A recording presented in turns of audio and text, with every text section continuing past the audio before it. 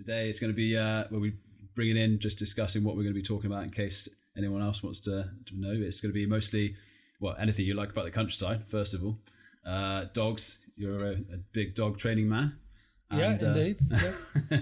And policing, which could go on for a long time. Policing in the countryside. Yeah. Well, I guess I ought to introduce myself a little bit about where I'm coming from.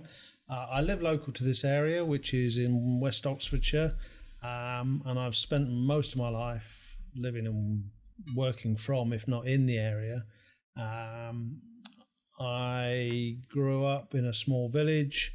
And did you move here for the job? Actually, I didn't. No, I came to the village in Oxfordshire when I was 5, and I've been backwards and forwards to various places, and I ended up coming back here whilst I was in the police, and the latter 10 years of my 30 years in the police, I spent as a sergeant on the dog section. Working German Shepherds, general purpose police dogs and firearms support dogs, which maybe we'll touch on a bit more later. But my early years were spent growing up in a small village, doing what country kids did in those days, which was, I guess now probably regarded as, a lot of it would have been regarded as unsafe, far too dangerous. Even when I was younger, I mean, I remember using air rifles when I was quite young. I think probably out of my parents' sight, but I mean, it was what you used to do in the countryside. Yeah, and I think people who live in the countryside, I wouldn't say take it for granted, but it is just where you live, and you know, the things that go on in the countryside that you grow up with, you become familiar with, and whilst my parents were not really into dogs in any way, I had, from a very early age, been fascinated by them, and always wanted one. And actually, even before we owned one, I kind of took on other people's dogs to take them for walks or do stuff with them as kids would do. It's never really the same. They never really listen to you. I find that. I find if I walk someone else's dog, they never listen to you. Well, certainly me. I don't know if I'm doing something wrong here. We'll come to that when we get to the dog training. Yeah, I mean, I have lots of people's dogs now, and I like to think they do learn to listen to me. But yeah, maybe not when they go back. yeah, indeed. But I mean, my early, I pestered my parents as a kid for a dog, and I was the last of 5 kids in a family. And I remember my mother kept telling me that when somebody had left home, we could have a dog, and I kind of just must have nagged, and I don't know how, but I must have told everybody in the village that when one of my family leave, I can have a dog. And it came to fruition that my eldest sister, who's 10 years older than me, at 18, she got married. Yeah. Which, the best bit about it, because for an 8-year-old boy, weddings are not particularly exciting, but the best bit for me was that she was leaving home. You might hear this, you know. Unfortunately, she's died, but she wouldn't have minded. She knew. I don't suppose she actually knew at the time that the best thing for a baby brother about her marriage was that she'd left home, so he could then have a dog. So, and actually, what happened was the day after the wedding, somebody turned up at my parents' house.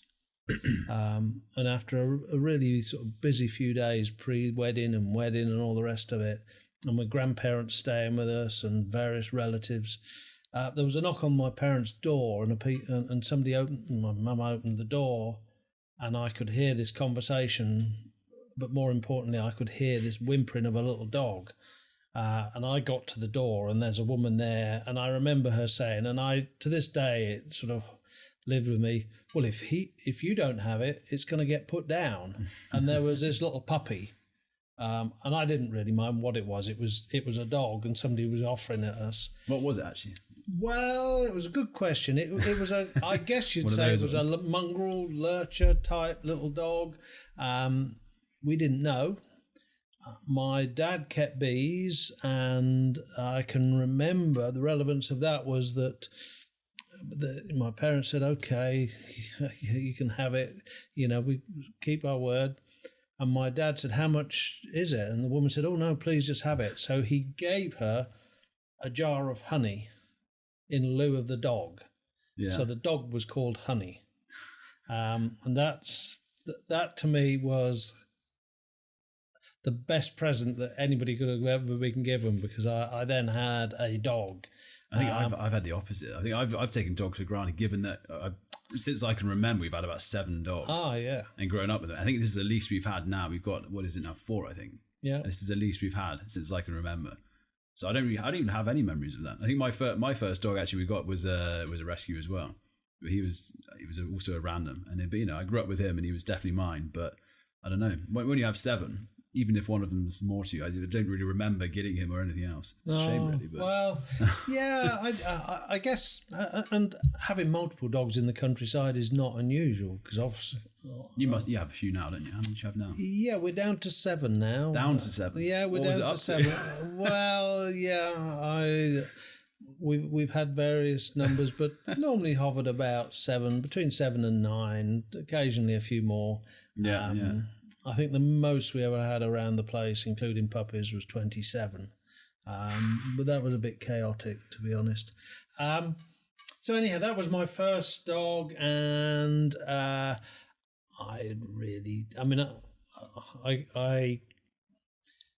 And you managed to train her for anything? Well, no, not really. I think as a kid, you just do things and the dog comes along with you.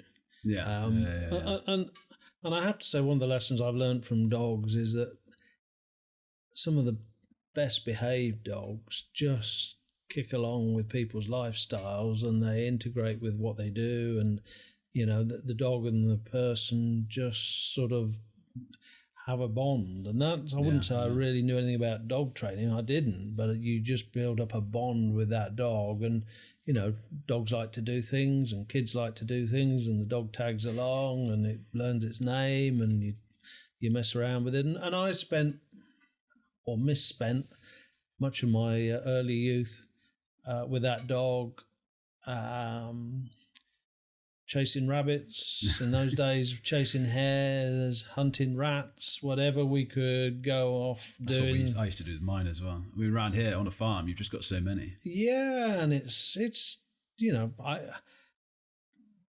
I guess these dogs are, in every dog there's a little hunter of some shape or form, and if you give them half a chance, they'll learn to hunt. And that little dog did, and I had some great adventures with it.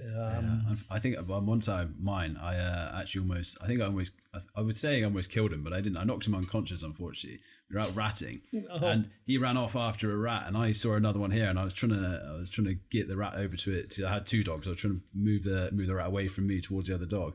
And as I moved in to push the rat over, the dog ran in front of me, and I don't know what happened. But I came in, and it didn't look very well. But he was stood, stayed in bed for an afternoon, and he was fine. But it was back then.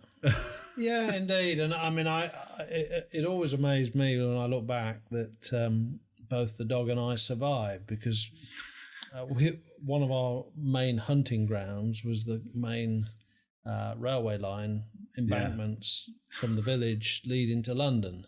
And I used to know the train timetables, because it was quite important, because I could dodge off the track and up onto the bank when the trains came along.